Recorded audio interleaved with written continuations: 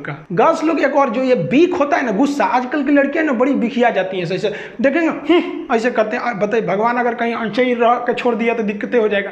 तो ऐसा बीख मत किया कीजिए। जिंदगी में जो इंसान अपनी जुबान पे कंट्रोल कर लिया ना कि हमको क्या बोलना है, और गुस्सा पे कंट्रोल कर लिया ना, पूरी दुनिया को जीत सकता है।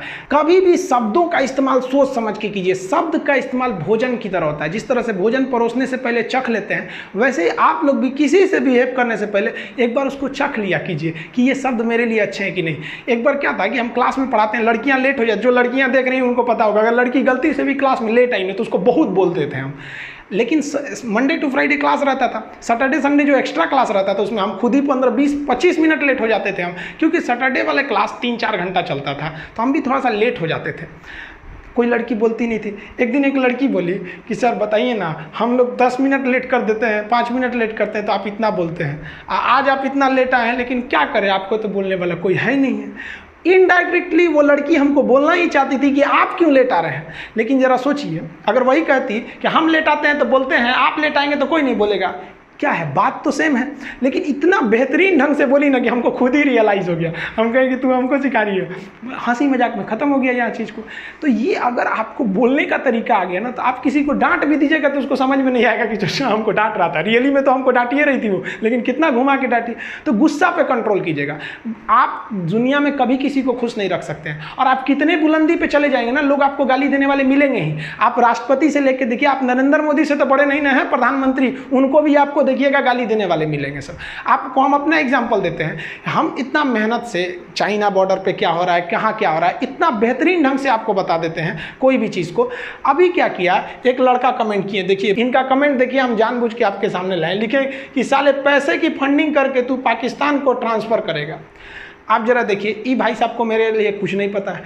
पटना में आज भी अगर किसी को ब्लड घट जाता है तो मेरे पास आता है, अनाथ बच्चों को हमारे पास भेज दिया जाता है। ये सब ये हमारे बारे में कुछ नहीं जानते हैं, ये अपनी मेंटेलिटी दर्शा रहे हैं यहाँ पर। अब एक नॉर्मल आदमी क्या रहेगा, या तो इसको भी गाली देगा या तो इसको ब्लॉक कर देगा। हम ना इसको गाली दिए ना इसे ब्लॉक कर दिए, इनको आराम से जवाब दिए कि भगवान ना करे बट लाइफ में आपको कभी मेरी हेल्प चाहिए हो तो बोलिएगा। आई एम इंडियन मुस्लिम, मुझे आपसे देशभक्ति की कोई सर्टिफिकेट नहीं चाहिए। आप बताइए, आप 100% कभी किसी को सेटिस्फाई नहीं कर सकते। कुछ लोग ऐसे होते हैं जो केवल इसीलिए पैदा हुए हैं कि दूसरे चीज़ में कमियां निकालें। आप ताजमहल घूमने जाइएगा, वहाँ भी ताजमहल की लोग कमियां निकालेंगे, और वो लोग कमी निकालेंगे जिनका खुद का घर कुछ काम का नहीं है, वो लोग उसमें कमी निकाल देते हैं। और इस तरह के घटिया लोग 1 से 2% हैं, बाकी 98% लोग अच्छे हैं। लेकिन समस्या क्या है कि वो 98% लोग शांति से रहते हैं, और यही जो खचरई करते हैं, ये दिख जाते हैं तो हमें लगता है पूरी समाज खराब है। नहीं बाबू, ऐसे लोग केवल 2% है, और इन्हें कोई नहीं ठीक कर सकता है। ये लोग कभी नहीं सुधरेंगे।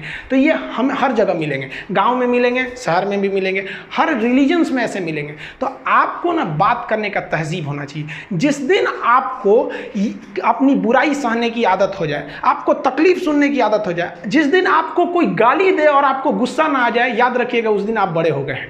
उस दिन समझ जाइएगा कि हाँ हम बड़े हो गए, अब नहीं। वरना ऐसा नहीं कि दाढ़ी मूंछ आ गए आप बड़े हो गए तो इससे बड़ा कहा जाता है। इंसान मेंटली बड़ा होता है। आपको पता है, ये भाई साहब मेरा फिर से रिप्लाई किए थे कि सॉरी सर हम आपके बारे में बोल दिए, लेकिन अगर हम इसे गाली देते तो ये फिर पलट के गाली देता, क्योंकि शुरुआत में ही गाली दिया हुआ था। तो सत्य और अहिंसा का मार्ग आज भी जिंदा है, केवल अपने जुबान पे आप कंट्रोल रखें।